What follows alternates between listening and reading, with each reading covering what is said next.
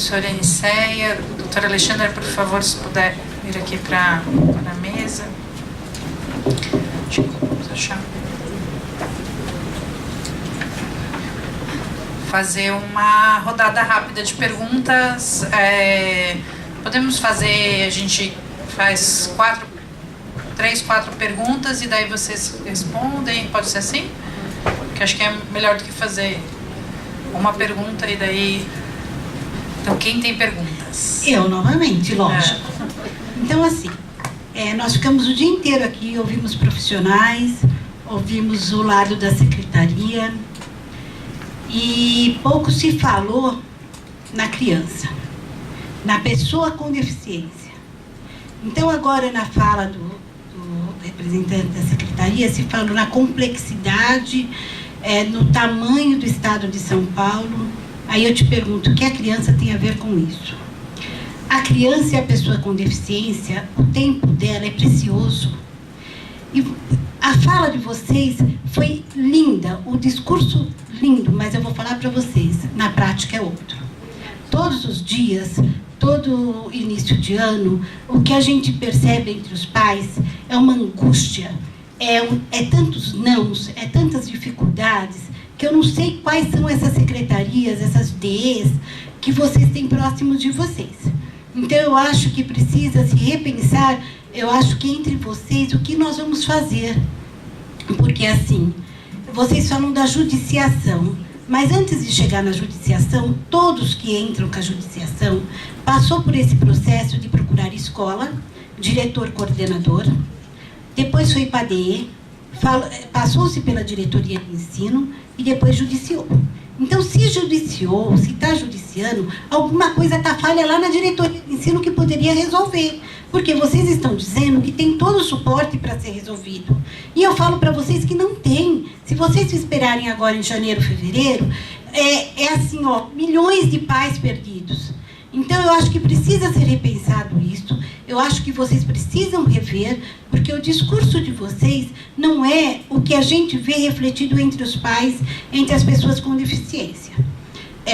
Eu falo por mim, eu falo por muitos pais que eu represento, muitas judiciações lá do ABC, foi por meu intermédio, porque os pais vêm me procurar, eu procuro escola, eu vou na escola, eu converso com o diretor, eu tento ajudar a orientar professor, eu faço tudo isso, só que chega uma hora que você vê que não está dando, então tem que judiciar.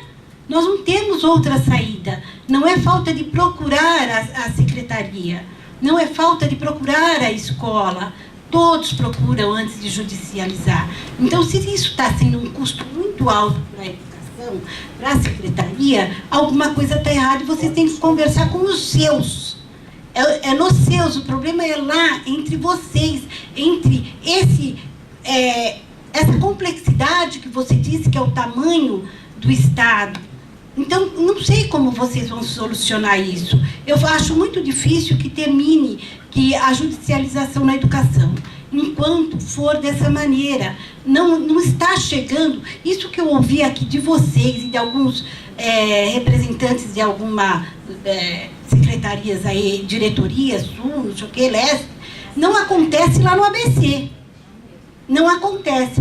As meninas que estão ali, as mães de Suzano, eu estou usando a palavra por elas, porque elas vieram me procurar para falar sobre isso, que elas não querem, não conseguem se expressar ou falar.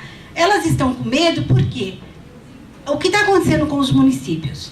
Eles estão ficando na lei que diz que a educação infantil é deles, e aí passando o fundamental e ensino médio para o Estado.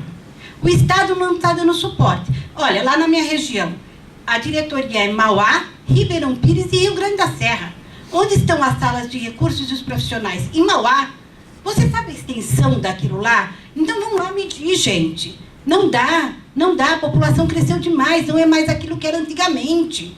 As crianças que estavam antes dentro das suas casas e não iam para a escola, hoje precisam ir para a escola. Então a população aumentou, a demanda aumentou e vocês não repensaram isso. Elas são de Suzano, elas estão com um problema, porque vão sair do município e vai para o Estado. O Estado não tem suporte lá para elas. Então tem alguma coisa errada nessas falas e a gente precisa, não pode sair daqui, a gente não pode sair daqui sem pensar nisso. Entendeu? Porque o discurso de vocês está ótimo e o nosso, que estamos procurando a educação, que está procurando o atendimento para o seu filho, está muito difícil. Está angustiante, sofrido, os pais estão doentes e não tem atendimento médico para pai, tá? Tem para a criança, mas não tem para os pais, e ninguém sabe por que o pai surta. Aí lá na escola é assim, ó, atende essa mãe porque essa mãe é barraqueira. Não, não é barraqueira. Faça o seu trabalho que eu não vou lá falar. Então, eu acho que vocês... Nossa, eu fiquei aqui o dia inteiro, eu ouvi tudo isso daí, não condiz com o que eu vejo no dia a dia. Então, eu acho que precisa ser repensado. Se o Estado é muito grande, vamos ver como vai regionalizar, como vai fazer isso daí. Mas não é um problema meu, não é um problema da criança. A criança não pode ficar sem o atendimento. Um dia para ela, às vezes você não consegue depois repor isso. Então, eu acho que precisa, se nós ouvimos, eu vou levar isso que eu ouvi de vocês, eu vou passar, já passei, já estou passando diretamente, o discurso está muito bonito, mas não é isso que nós estamos tendo. Então, acho que vocês precisam ouvir um pouquinho mais esses pais, para não ter tanto gasto com a judicialização, tá bom?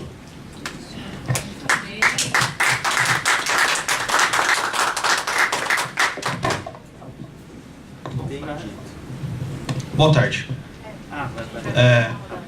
Meu nome é Rodrigo, eu sou defensor público, mas antes eu era assistente judiciário e um dos problemas que eu enfrentava na minha experiência profissional era a fiscalização das entidades conveniadas e credenciadas quanto ao custeio, quanto à destinação dos recursos públicos e quanto às condições de atendimento.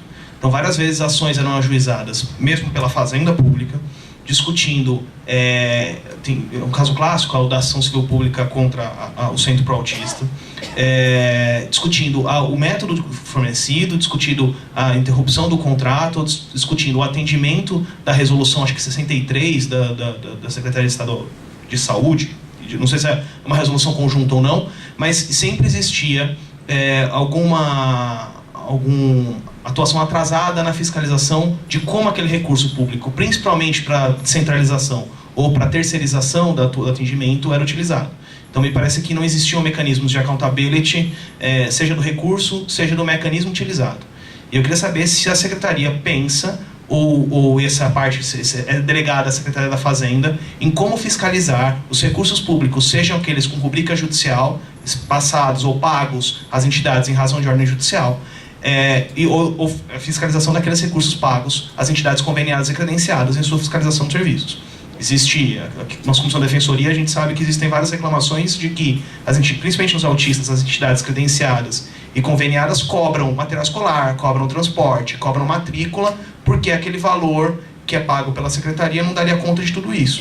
E, em tese, essas cobranças não poderiam acontecer. Então, eu queria saber como é que é feita a fiscalização dessas instituições, porque, pela minha experiência profissional, não tinha fiscalização nenhuma para esse tipo de coisa.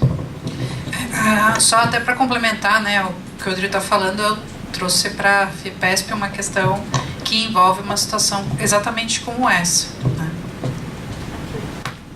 Boa tarde, meu nome é Cristiane, sou de Suzano, sou mãe de uma criança especial e voluntária na Associação Brasileira de Síndrome de Williams. Eu queria colocar uma questão que é muito falado aqui sobre a segregação das crianças que estudam em escolas especiais. Eu gostaria de pedir uma reflexão sobre essa questão. Muitas crianças, esse sistema me parece, por mais que houve muita melhoria, houve muitas discussões, ele ainda me parece um sistema ainda engessado. Que não olha na essência a necessidade, não é levado em consideração a necessidade do indivíduo, da criança, né? Porque muitas crianças têm uma limitação no aprendizado, né? Ela tem o tempo dela, ela tem o período dela, e ela está presa num sistema que não respeita o tempo dela, né? Em algumas escolas elas conseguem aquela atenção especial, uma atividade diferenciada. No caso do meu filho, ele ainda tem essa atenção, mas quando ele passa por estado, eu falo por experiência de muitas mães que eu conheço que já foram por estado, não tem. Foi falado da agente de apoio que é fornecido, muitas vezes não tem na escola. Quando é conseguido através de pedido judicial, essa pessoa não consegue oferecer assistência dentro da sala de aula, ela fica limitada do lado de fora. quando o pai quer assumir essa iniciativa, né, esse papel de assessorar o filho dentro da escola, ele é recriminado, porque o professor se sente constrangido porque o pai está lá para vigiar o trabalho dele. Né? Não é oferecido nenhum tipo de atividade, não é oferecido numa atividade extracurricular, não é respeitado o tempo dessa criança, porque ela tem um período ali para estudar de 1ª a 8ª série, e ela tem que acompanhar a matéria, enfim, do que ela tem condição de aprender. Só que muitas vezes ela não tem condição de aprender a acompanhar aquele conteúdo, só que também não é oferecido uma outra solução para ela. Né? Quando chega na adolescência, essa criança não tem condição, muitas vezes, de continuar frequentando a escola pública e acaba ficando desassistida, porque o Estado não oferece nenhuma outra atividade para eles, né? Não tem nenhuma outra ocupação. Esse indivíduo ele precisa de uma atenção, porque ele vai se tornar um adulto e ele vai ficar na sociedade. Como é que eu vou preparar o meu filho para ser independente na sociedade se o Estado não está me ajudando a oferecer um suporte para deixá-lo mais independente? Como que eu vou... Meu filho não tem condição, enfim, muitas vezes de se comunicar, de se interpretar, de andar sozinho na rua. Ele ainda, às vezes, pode ser que não consiga essa maturidade, eu ainda não sei. Isso é com o tempo que eu vou descobrir. Isso acaba desencadeando muitos custos, né? Que nem a colega falou aqui agora há pouco. Quando chega na instância judicial, é porque o pai já foi muitas vezes na escola, não teve retorno. Eu já fui na escola várias vezes e fiquei de receber um retorno, e já se passaram anos e eu nunca recebi um contato. Nem da Secretaria da Educação, nem da diretoria, nem de nada. Então o pai, geralmente os pais, principalmente de escola pública, não tem esse entendimento de procurar defensoria pública, nem conhece o caminho. Quando ele chega lá é porque ele realmente já cansou de buscar uma solução e não é atendido. Muitas vezes os pais são descriminalizados na escola, como ela falou. É conhecido como a mãe barraqueira. Mãe de filho especial sempre é discriminado na escola, porque sempre vai lá para arrumar problema, para brigar, porque conversar, infelizmente, não ajuda. A gente pede uma vez, 2 vezes, e o que a gente recebe são sempre justificativas. De que não posso, não tenho estrutura, não sei lidar. Mas solução nenhuma, não existe uma solução, não existe uma roda de papo assim, vamos tentar conversar, o que você precisa, o que a gente pode te ajudar? Ajude a escola a oferecer algo melhor para o seu filho. Não tem, a gente não tem esse canal de escuta. Por isso que muitas vezes acaba parando no judiciário. Obrigada.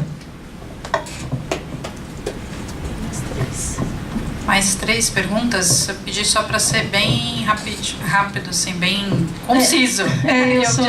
Eu só vou endossar sobre as escolas públicas novamente, porque para ter esse olhar.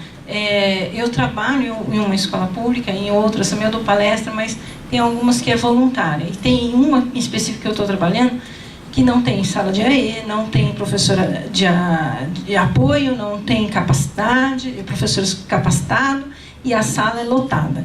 E a professora não entende nem o que é autismo. Eu estou, inclusive, orientando uma criança autista. E aí a gente tenta orientar, e a professora fala, e os diretores são muito, assim, receptivos, estão fazendo, sabe, agarram mesmo com vontade para aprender, para desenvolver, mas estão amarrados, sem apoio do Estado, que é uma escola do Estado.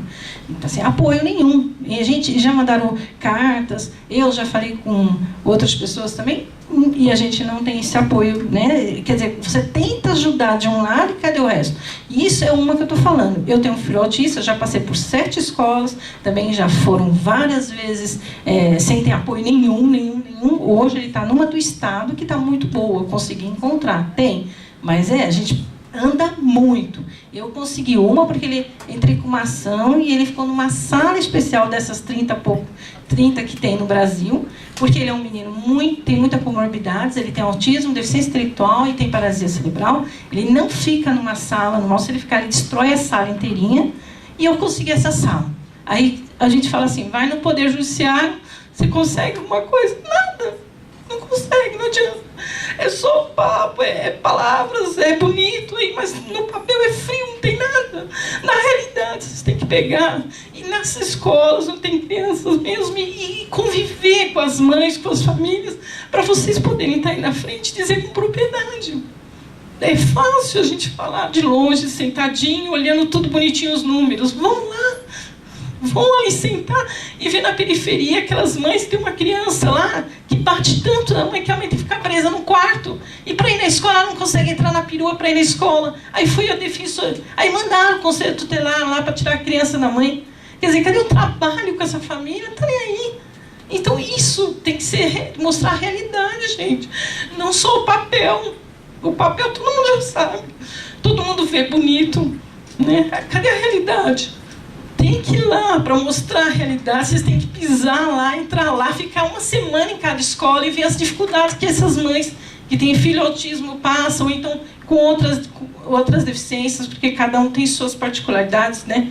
Mas não defendendo só o autismo, mas tem vários graus, né? E tem graus de autismo que é impossível ficar dentro da sala de aula. Ele necessita de uma escola especial. E aí? Como que nós vamos fazer com isso se a mãe não tem recurso de nada? Às vezes não tem nem dinheiro para comprar a comida que eu vejo. Aí a criança chega na escola, surta, cria, né? Toda desestruturada, descompensada. Quem vai cuidar deles? Vocês nem vê. Aí fala com o professor fica em casa, que não tem condições de vir. Ou então falaram para mim já, fica com ele aqui. Você tem que ficar aqui direto, porque senão não tem quem cuida dele. Como um diretor já falou para mim, da escola do estado, quer deixar ele, fica, ele vai ficar abandonado, não tem ninguém para cuidar dele. Então, a gente caminha, assim, por muitos espinhos. E você não aprende, você tem que aprender na marra. Todos os percursos para chegar lá. Eu não fui ainda lá. Não precisei, porque de 7 achei uma. Ele está bem agora acolhido, então eu estou trabalhando com outras crianças. Mas dói de ver as outras crianças não ter nenhum apoio. E vocês, todo mundo aqui hoje foi o dia inteiro falando um monte de coisa bonita. Mas, gente, vocês têm que ter essa escola.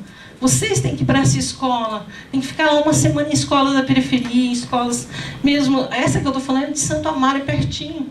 Ficar lá dentro e vendo uma criança tinha uma sala que eu estou lá, tem 2 autistas e os outros não têm laudo. E tem muita dificuldade de aprendizado, e não tem laudo porque a família não tem recurso, eles não tomam banho, tem criança que não tomam banho, tem outra que está com fome, e tem uma lá que está andando de 4, lambendo o chão e fala que é cachorro. A gente vê essa realidade, parece que é de outro mundo. E o menino que faz isso, essa menina que faz isso, ela é inteligentíssima, não tem problema nenhum. É problema estrutura familiar. Mas quem está lá para ajudar, para dar esse apoio para o professor que está com 35 crianças, com essas crianças assim? Não tem. Então, vocês têm que fiscalizar, tem que ir lá no lugar, ficar lá mesmo, passar uma semana, dar um apoio, ver o que precisa para melhorar essa inclusão. A inclusão é bonito, gente, mas tem que fazer a ação dela. Então não vai resolver nada. O professor pode dar conta, sim, mas com apoio. Sozinho ninguém consegue nada. Né? Tá? Desculpa aí, Xará. Bom, eu de novo, né? Eu acho assim, né? A doutora Alexandra, ela trouxe um assunto bem pertinente. Ela disse da questão da judicialização, que às vezes ela segue um caminho bem mais individual do que um caminho coletivo, né? Eu entendo que, de uma certa forma, assim, o amigo disse da secretaria que o Estado, ele não se desobriga do cumprimento do seu dever de garantir a educação, né? A educação é nosso direito, é o seu dever me garantir a educação. Mas quando você vai no Ministério Público e faz uma TAG para garantir a acessibilidade num período de 20 anos, você se desobriga de me garantir o acesso. Quando você me desobriga a garantir o acesso, combinado com as barreiras atitudinais, a falta de qualificação do professor, entre N motivos dentro da escola, você acaba me tirando para fora, né? Você não me atende, você acaba me descartando. E essa é a realidade que nós vemos na ponta, né? O município produz hoje, anualmente, cerca de 1.450 alunos aptos ao ensino médio na cidade de São Paulo. O ensino médio está a cargo da Secretaria de Estado de Educação. Mas se você olhar hoje a quantidade de alunos que saem do município e entram no Estado, não dá 30% daquilo que o município produziu. Aí você vem numa fala dizendo que a Secretaria está propondo uma ação de receber 10% daqueles que vêm de organização. É um absurdo isso. Primeiro porque é dever do Estado garantir a educação. Então, a gente parte do pressuposto que o Estado simplesmente está, de fato, se desobrigando a garantia da educação. Aí a doutora Aniceia, eu vou fazer, desculpa, peço licença, vou fazer uso da sua palavra, de uma fala que a senhora fez, é que a Secretaria de Educação ela contou tanto para si mesma a mentira de que faz a educação inclusiva, que ela acabou acreditando nessa mentira, que é uma mentira. Nós estamos nas periferias, nós estamos nos bairros, nós estamos com as famílias, fizemos um puta de um trabalho com a Secretaria Municipal de Educação para que as crianças tivessem acesso à educação. O município está ruim, mas quando você olha o município e olha o estado está horrível. O município tem avançado. O município hoje recebe denúncias ou judicialização a fim de receber de volta a criança que deveria estar dentro do estado. Eu conheço situações de dirigente regional de educação que liga para a diretoria regional de educação do município pedindo para atender a criança no município que ela não tem condições de atender. Agora, veja, se eu tenho uma filha, minha filha tem 6 anos e ela não tem deficiência. Eu sou pessoa com deficiência. Perdi a visão do olho esquerdo, tenho baixa visão do olho direito, uma doença degenerativa, estou caminhando para a escuridão. Minha filha não tem. Ela está numa escola que girou o sistema, ela está numa escola a 2 quilômetros da minha residência. Agora, uma criança com deficiência, ela não consegue estar numa escola a 2 quilômetros da sua residência. Sabe por quê? Porque a escola tem uma barreira arquitetônica. Porque na escola você não tem um professor qualificado. Porque na escola você não tem condições de atendimento. Aí você força o atendimento a essa criança numa escola muito mais longe. Pô, aí a gente não olha a questão da mobilidade. Nós não olhamos as questões que implicam diretamente numa qualidade de vida da pessoa com deficiência ou que tem algum tipo de transtorno do desenvolvimento. Pô, como ela faz para chegar na escola? Como será que é esse trajeto? Não, eu não me preocupo com isso. Sabe por quê? Porque eu tenho que garantir a vaga para ela. Então eu vou fazer o seguinte, de 110 escolas que eu tenho numa diretoria regional, eu vou selecionar 10, aí uma questão negativa de polarizar a educação, centralizar, adequar certas escolas, específicas escolas e colocar ali, porque você faz com que essa criança, com que essa família passe um longo período em condução. Às vezes você não consegue o ligado na hora. Você não consegue fazer com que o ligado no primeiro dia pegue a criança na porta da casa dele e leve ele para a escola. Como você também não consegue no primeiro dia de aula ter lá na classe um material assistido, ou se a pessoa precisa um material de recurso assistivo, fonte ampliada, material em braille. Às vezes você tem diretoria de educação que não tem nem impressora em braille. Tem aluno que escreve em braille e o professor não sabe nem o que o aluno escreveu, porque não tem condições. Então, pô, eu sinceramente, assim, eu não consegui ouvir na fala de vocês aquilo que a gente ouve dentro do território. Então, assim, não existe um ruído na comunicação. O que não existe, efetivamente, é uma comunicação da secretaria com a educação em si. Isso não existe. Pode existir lá dentro do gabinete, ali dentro da coordenação, um diálogo sobre o que seria uma possível educação inclusiva, mas no território não tem. Eu vou dar um exemplo, Leste 2, a diretora é a Eva, você tem 480... Só pedir para você... Vou finalizar. Você tem 482 alunos com algum tipo de deficiência, um transtorno de desenvolvimento, uma pessoa no núcleo para tomar conta de tudo isso, fazer tudo isso acontecer. 400. Na diretoria do município você tem 1.460. Eles moram ali. Moram no mesmo bairro. Mas por que o Estado não atende? Ele empurra. Então, eu não consegui. Sinceramente, eu acho que, assim, de uma certa forma, é positivo tudo isso que nós estamos construindo aqui. É legal, eu acho que talvez, doutor Alexandre, essa questão de não se ver ações coletivas para garantir acessibilidade e outras coisas, é porque o Estado busca o Ministério Público e o Ministério Público, de uma certa forma, abraça a ideia do Estado e permite que o Estado se desobrigue do cumprimento da legislação, que ali está posta, todo espaço público de uso privado, público ou privado de uso coletivo deve ser acessível, porém essa não é uma realidade no estado de São Paulo, não é uma realidade nas escolas. Educação é uma mentira. Obrigado. Bom, eu vou passar a palavra, aí como vocês quiserem dividir, não sei quem quer começar. Passa por favor aqui o... Música